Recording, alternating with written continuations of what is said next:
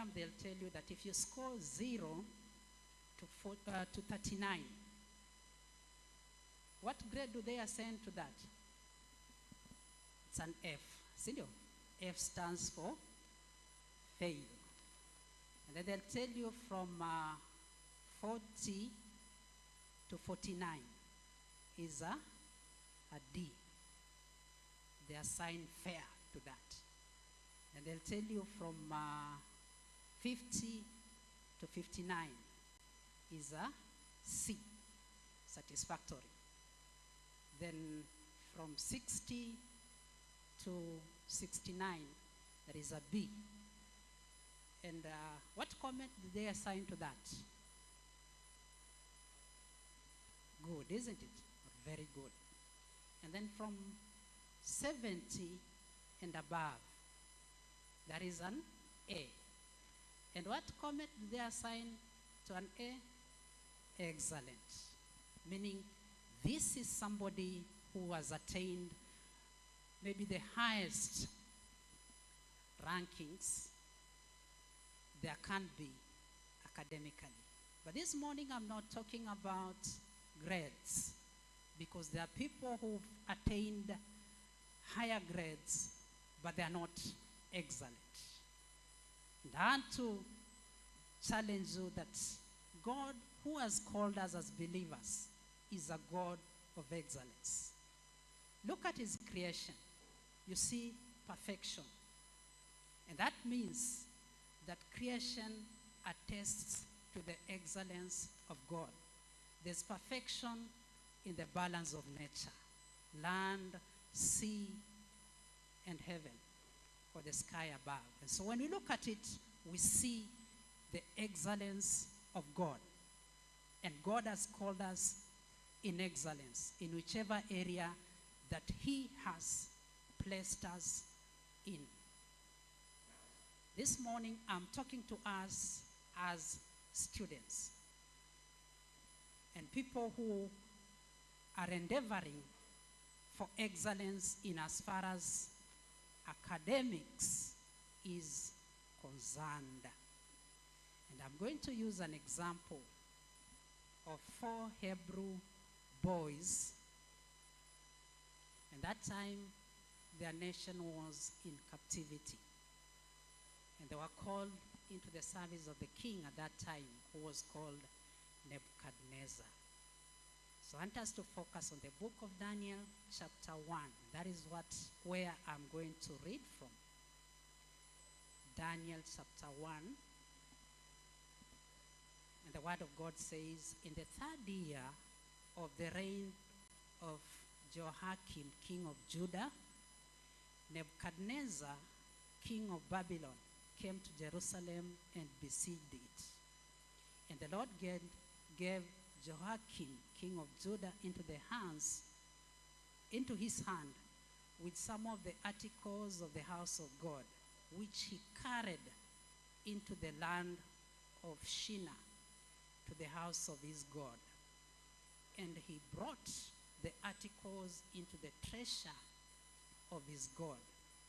Then the king instructed Ashpenaz, the master of his eunuchs, to bring some of the children of Israel and some of the king's descendants and some of the nobles, young men, in whom there was no blemish, but good looking, gifted in all wisdom, possessing knowledge, and quick to understand, who had ability to serve in the king's palace, and whom they might teach the language and literature of the Chaldeans.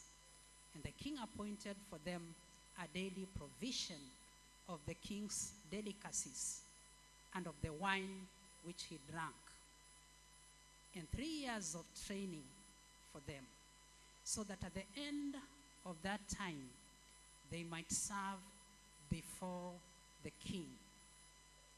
Now from among those of the sons of Judah were Daniel, Hananiah, Mishael, and Azariah. To them the chief of the eunuchs gave names. He gave Daniel the name Belshazzar, to Hananiah Shadrach, to Mishael Meshach, and to Azariah Abednego.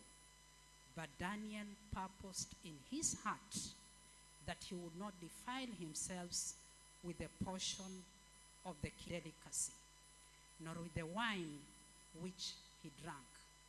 Therefore, he requested the chief of the eunuchs that he might not defile himself. Now God had brought Daniel into the favor and goodwill of the chief of the eunuchs. And the chief of the eunuchs said to Daniel, I fear my lord the king, who has appointed your food and drink. For why should he see your face looking worse than the young men who are your age? Then you would be endangered. You will endanger my head before the king. Chapter 11.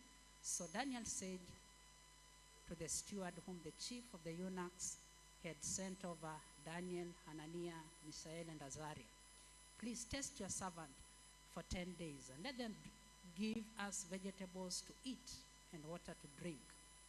Then let our appearance be examined before you, and the appearance of the young men who eat the portion of the king's delicacies, and as you see fit, so deal with your servants. And so he consented with them in the matter and tested them 10 days. At the end of 10 days, their features appeared better and fatter in flesh than all the young men who ate the portion of the king's delicacies. And thus the steward took away their portion of the delicacies and the wine they were to drink, and gave them vegetables. As for these 4 young men, God gave them knowledge and skills in literature and wisdom. And Daniel had understanding in all visions. Now, at the end of the days, when the king had said that they should be brought in, the chief of the eunuchs brought them before Nebuchadnezzar. Then the king interviewed them, and among them none was found like Daniel, Hananiah, Mishael, and Azariah. Therefore, they served before the king. And in all matters of wisdom and understanding, about which the king examined them, he found them 10 times better than the magicians and astrologers who were in all his realm. I want you to mark that word, 10 times better. It stands for excellence. They were 10 times better. Yet they did not defile themselves with the king's delicacies and wine. Why?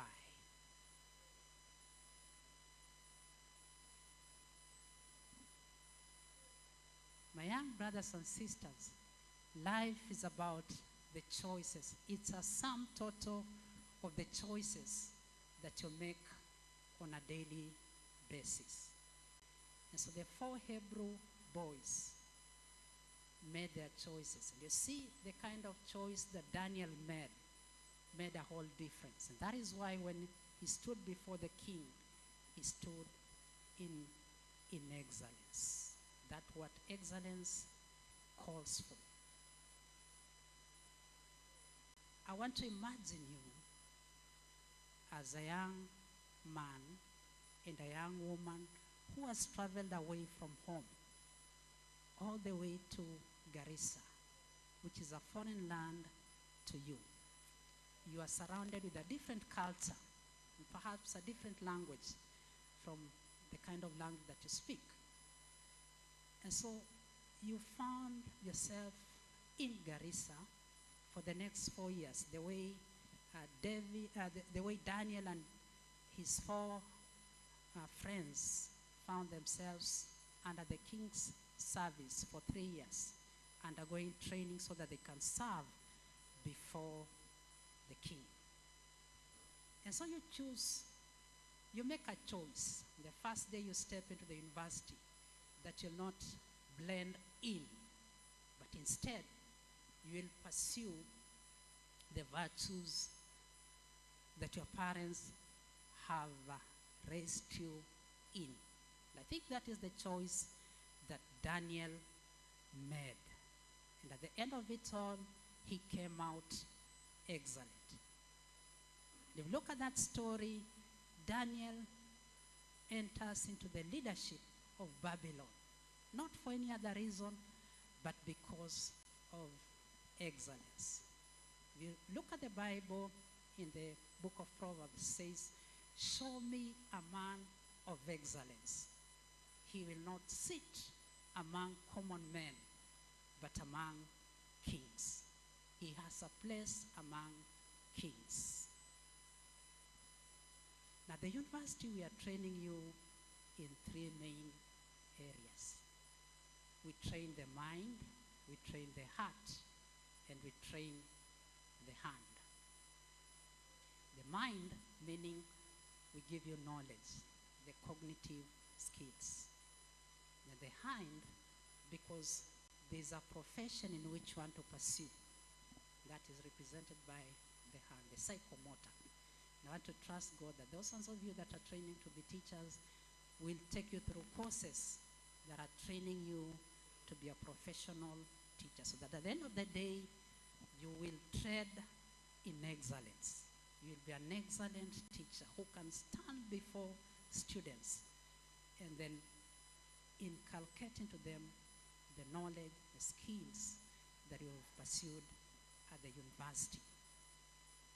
Brothers and sisters, I challenge you that as you train in whichever profession, do it in excellence. And excellence will open for you hidden doors in places where no relative, in places where no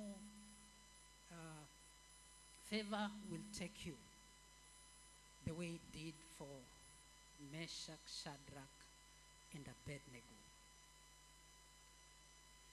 Now, academic excellence has nothing to do with good grades. The people who have not attained what you call very good grades, but at times with the help of God, they've attained excellence in whichever field they have pursued. I want to tell you a story of one Jewish boy who was born in Germany.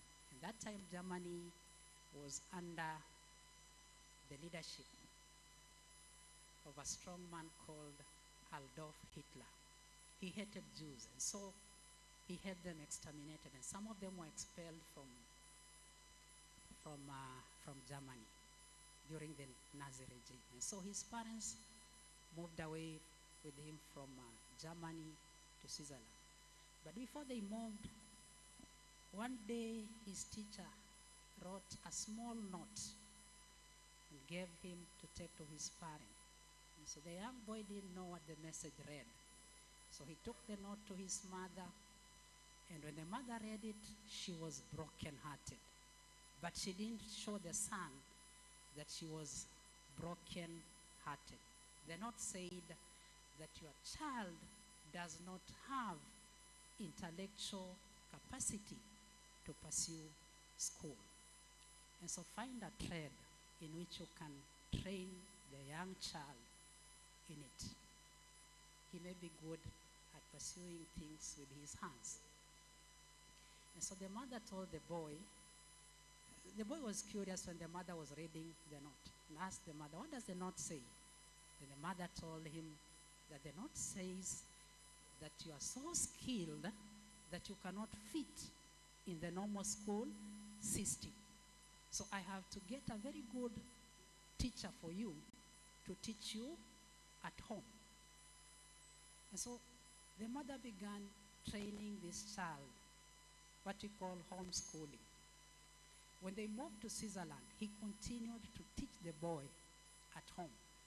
And he discovered that the boy was so much bored with things that required recall. But he was very good at tasks that required calculations and thinking about a problem and finding solutions. And so he encouraged the boy to pursue two subjects, that is physics and mathematics, through home training. The boy showed a great affinity in the two subjects and taught himself for some time. And so after a given period of time, he found job in a patent's office in Switzerland, where inventors would register their innovations, and then they are given a patent to show that that item they have discovered belongs to them. And so as he observed people coming with new inventions, that forced him to get curious about inventing things. So he started to encourage himself to pursue theoretical physics. And later on, he wrote 5 papers that changed the way we study physics in the modern world. Do you know the name of that boy? He's called Albert Einstein. Albert Einstein is the man that gave us the theory of relativity. You can think of writing 5 papers that gave him a PhD in physics. And this is a man who came from home training, where teachers had rejected him, to a place of excellence. And he went on to win the 1921 Nobel Prize for Physics. He's the man that discovered that E is equals to mc squared, a formula that people assert laid the world on its deathbed, because that is the formula that led scientists to discover the atomic bomb. That is excellence. From homeschooling to a Nobel Prize in literature. So excellence that does not limit you to academic grades. It is something that you can do. Do it very well, in a way that people will look at it and say that this is unique. Compared to other things, people look at what you've done and say, this one is different. It is done well. It may be cooking, it may be singing, it may be teaching, it may be the subjects that you are pursuing at the university. That is excellence. Now, before teaching at the university, I taught at a school, a girls' school in Nyandarua, very close to Nyahururu town. I wasn't employed by TSC that time. I was a BOM teacher in the girls' school.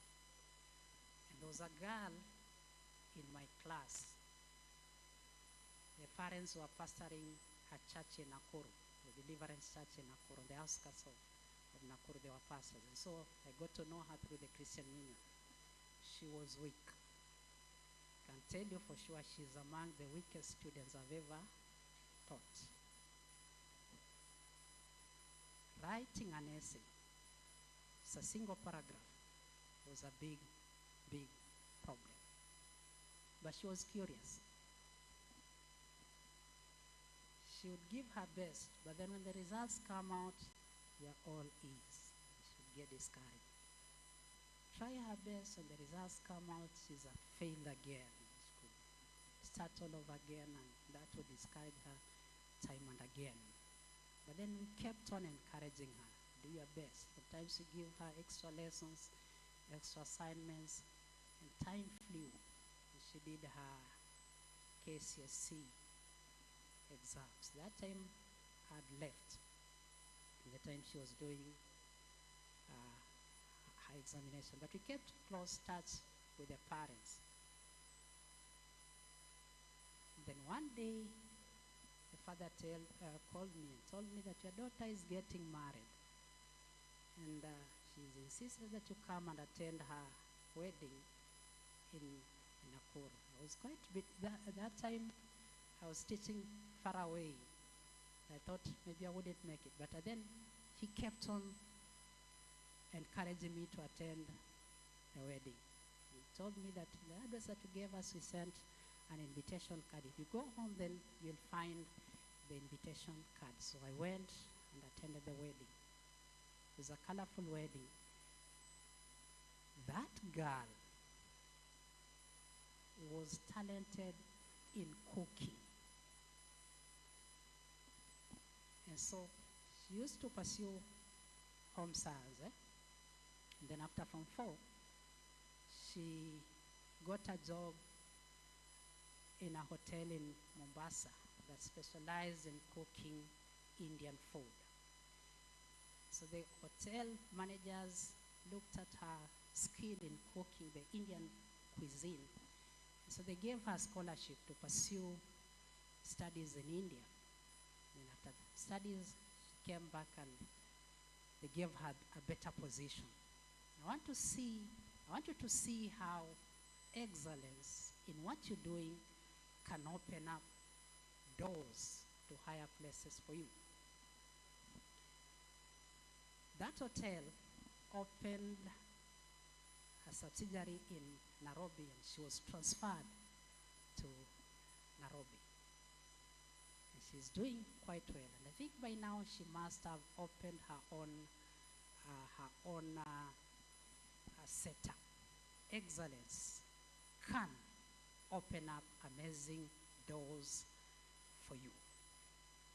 I've seen students who are excellent, but then they lack three things that are big enemy to excellence.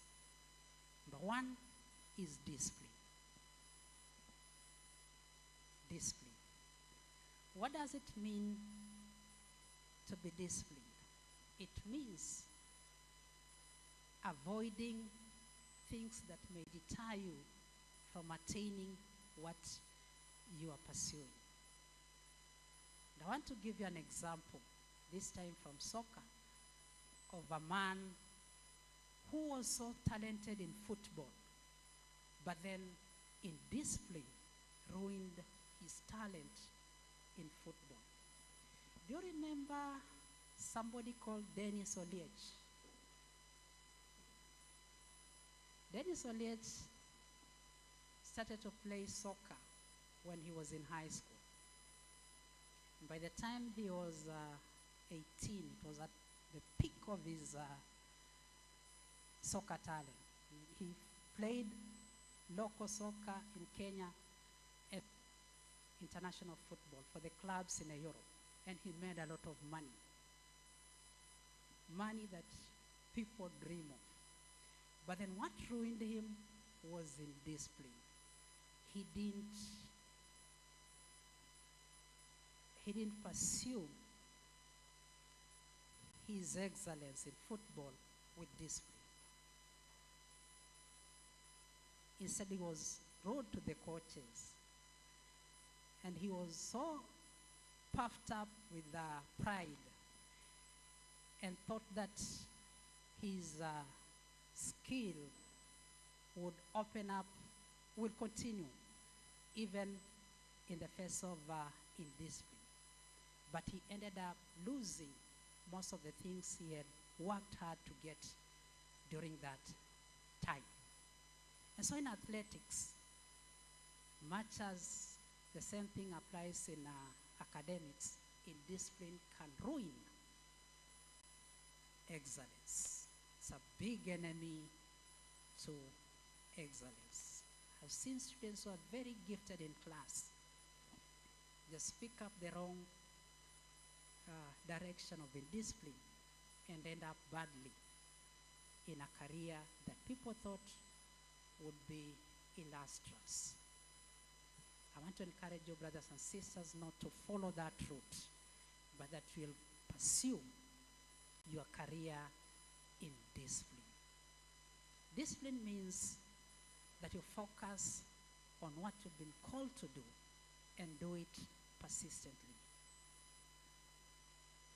As you pursue your academic endeavors in the university, I want to encourage you to do it with diligence. Diligence means you persist in the same thing time and again, even at the face of failure. You may fail 10 times, but then when you try the 11th time, that may be your time of victory. So don't give up. Pursue excellence in academics with diligence. There's a man called Edison. There's a man called Edison who gave us the electric bulb. Do you know how many times he failed before finally discovering a bulb that can work? Thomas Edison. Heard about him, isn't it? The man who discovered the electric bulb. Almost 1,000 times. Hebu fikiria, doing an experiment 1,000 times. You fail 1,000 times. I know for most of us, by the 15th time, you would have given up, isn't it? Kasema wacha ikae bwana, si lazima. But this is a man who failed, who attempted until he gave us the bulb. But you see, it has changed the whole world because we rely for it for lighting, isn't it? Otherwise, we used to light using the other means that were not very much reliable. Discovering the electric bulb just changed the world forever. And there is another man called Branson. He's the CEO of a company called Virgin. He runs an airline. It's called Virgin Airlines. Now, this man, when he was in school, his teachers discovered that he had dyslexia. Dyslexia, people who suffer from dyslexia do not get spelling correctly. So they'll spell the words in a wrong way. They may even begin backwards, the other way around. Now think of a situation where you are answering an exam question, but then you are spelling wrong. Will any teacher give you a mark? Any spelling yako ni mbaya. Naandika lakini spelling ni mbaya. Mwalimu atasoma sentence mbili ama tatu akuangushe na asonge. So that is what Branson suffered from in his schooling. And he would get the concept well. But when it came to answering the question, then the problem that he was suffering from would hinder his potential for growth academically. But then he discovered that he was good in coming up with business ideas. And so he went into business and launched companies that have made. We can pursue excellence by maximizing on God's potential. And God didn't create junk. In every one of us, he planted a seed of greatness. It is upon us to find that seed and nurture it to maturity. You need to identify the kind of seed that God planted in you. And then water that seed so much so